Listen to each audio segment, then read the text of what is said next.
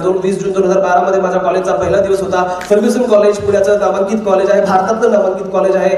जगभरातून देशभरातून विद्यार्थी तिथं BA करण्यासाठी येत असतात. त्या कॉलेजमध्ये मला मेरिटच्या आधारावरती ऍडमिशन मिळालेली होती. कॉलेजच्या गेटवरून आतमध्ये आलो, बघतो तर काय चांगल्या चांगल्या घरातले, कारमधून उतरणारे, हायफाय मोबाईल असणारे, सुंदर सुंदर कपडे घातलेले, खाड इंग्लिश बोलणारे सगळी मुलं तिथं बघून मी घाबरलो. कारण माझ्याकडे फक्त एक टी-शर्ट होता. म्हणजे घरातून निघालो त्यावेळेस 2 टी-शर्ट घेतले होते, एक पर्पल कलरचा, एक रेड कलरचा. कारण कलर्स आवडायचे.